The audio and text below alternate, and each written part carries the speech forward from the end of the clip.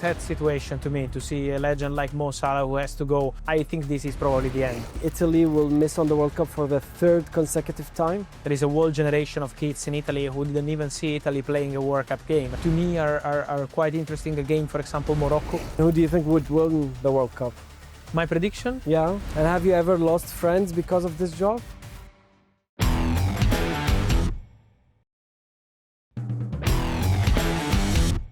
حلقتنا اليوم بين الشوطين مختلفة شوية.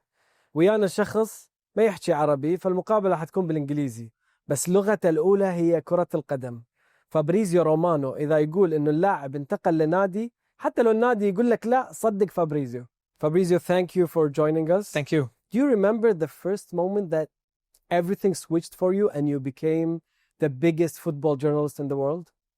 First of all, thank you. And, there were some moments that really changed my life. For sure, two I wanted to mention is when I broke the story of Bruno Fernandes going to Man United in that January window was special also because it was with the picture of his agent traveling together with Bruno, destination Manchester. And so that was a big moment for me to understand that my model of transfer news could work not only in Italy, but also outside. And then when I also broke the story, and that one was incredible to me about Zinedine Zidane leaving Real Madrid job, because it's Zinedine Zidane, it's Real Madrid, that was super big. And in that moment I was like, okay, this can be the next level. I wasn't expecting when I started my career to be able one day to reach that level, to anticipate the Spanish media on Zidane and on Real Madrid. So those two moments remain special for me.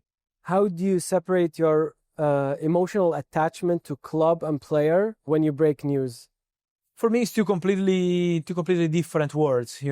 I can have obviously some friends in football that can be a director, can be an agent, can be a player, whoever, a manager. So I know many people in football, but then when it's time to deliver the news, you have to be professional. So I'm sure there are football players who maybe have friends in another team, but then when they face them on the pitch, is the rival and is not the friend. And for me, it's exactly the same. When it's about transfer news, I'm always thinking about delivering and football information in general.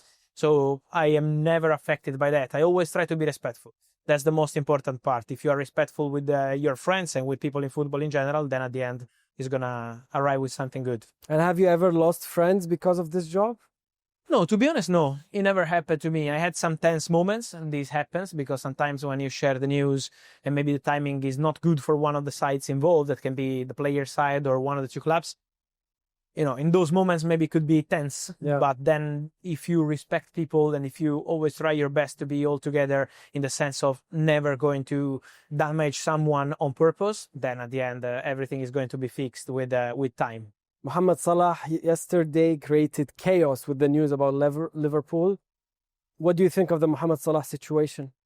It's a complicated situation. First of all, it's a sad situation to me to see a legend like Mo Salah who has to go public and react in that way. It's very sad to see a story between Salah and Liverpool, a legendary story that will stay forever, to end like this. I think this is probably the end between Salah and Liverpool. It's going to be very difficult to find common ground and to continue together. So it would be, as of today, I think a very small percentage. It's still a percentage, but very small. My expectation now is for them to try to find a solution in January, also because I don't expect Salah to be part of the traveling squad against Inter in Champions League. It means that the situation is really, really broken. So you expect Salah to transfer in January? I think it's a serious possibility. Where do you think he will go? Let's see. It's a very fresh story. So let's see what happens maybe with the Saudi side. They've always been interested in Mo Salah. Let's see what happens maybe with the MLS. There could be several options for him for sure. But at the moment, it's still very fresh. So Salah has not started any negotiation yet. From now on, we have to see what happens. The World Cup draw was happened a few days ago. Do you think Italy will miss on the World Cup for the third consecutive time? No, I want to be optimistic. I think Italy will be there. Of course, I'm Italian. I hope to finally see my national team again at the World Cup. There is a whole generation of kids in Italy who didn't even see Italy playing a World Cup game. And that's very sad for us when we have 4 World Cups. So it's unbelievable. But this time I'm optimistic. I think we have quite a good draw for the playoffs and eventually also an interesting group where we can play our part eventually if we qualify to the World Cup. So I want to be optimistic. I think Gattuso is doing a good job as a coach. New players are coming on scene in terms of talents. And so I want to be positive. Who do you think will cause the biggest surprise in the World Cup? Good question. There could be several national teams that could be interesting to follow. So there are some that to me are quite interesting. Again, for example, Morocco. I think Morocco can be very good. Colombia is another interesting one to me. I think Colombia have good players, a mix between experience and international players. So let's see. And then something from Europe will come for sure. Maybe Italy if we qualify. And who do you think would win the World Cup? My prediction? Yeah. Spain. I think Spain are the favorites. Yeah. They have a fantastic team and I think they are used to win. And this also helps. Finally, what was your favorite moment of this long journey you had?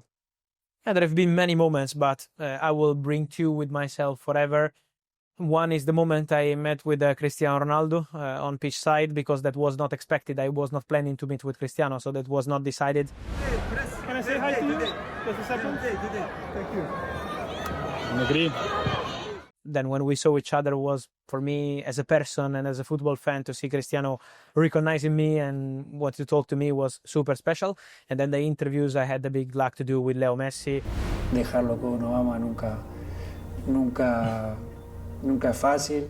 For me, on a professional side, it's something that too big. I remember of myself when I was a kid and to have the opportunity to interview Leo Messi twice and to see him in a nice, friendly way.